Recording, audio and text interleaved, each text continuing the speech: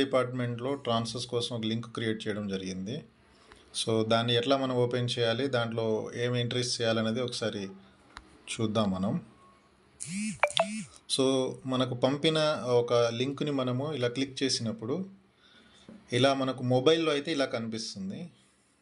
అదే మనకు ల్యాప్టాప్లో కానీ డెస్క్టాప్లో అయితే మనకు ఇక్కడ పైన ఒక 3 లైన్స్ ఉన్నాయి కదా, దాన్ని క్లిక్ చేస్తే ఏవైతే home, transfers, user manuals, GOs, guidelines, contact us అనే వస్తాయి.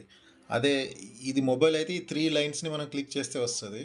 డెస్క్టాప్లో కానీ లేకపోతే సిస్టమ్ మీద మనం చూసినప్పుడు ఇవి పైన మనకు ట్యాబ్స్ కనిపిస్తాయి ఆటోమేటిక్గా. ఇందులో మనము ట్రాన్స్ఫర్స్ అనే దాన్ని క్లిక్ చేసినప్పుడు 2 ఆప్షన్స్ వస్తాయి ఇక్కడ. Teacher transfer application print. So మనం ఫస్ట్ టైం అప్లై చేస్తున్నప్పుడు టీచర్ ట్రాన్స్ఫర్ని క్లిక్ చేయాలి.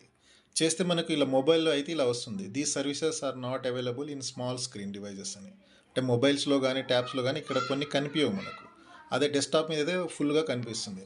సో ఇలా కొంచెం స్క్రోల్ చేస్తే మనకు మొబైల్లో ఇక్కడ ఒక ఇది వస్తుంది, ఎంట్రీ.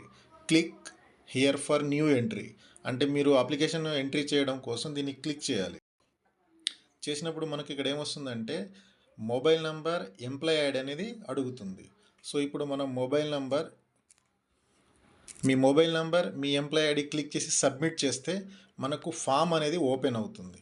సో అక్కడ మనకు కావాల్సినటువంటి స్కూల్ డీటెయిల్స్ కానీ లేదా మన సర్వీస్ డీటెయిల్స్, తర్వాత ఆ డీటెయిల్స్ అని ఎంట్రీ చేసి సబ్మిట్ చేస్తే మనకు అప్లికేషన్ ఫామ్ అనేది ఆటోమేటిక్గా సబ్మిట్ అవుతుంది. ఇది ప్రైమరీగా మనం ఎట్లా లాగిన్ అవ్వాలి దాని మీద ఒక చిన్న మీకు వీడియో చేసి పంపిస్తున్నాను.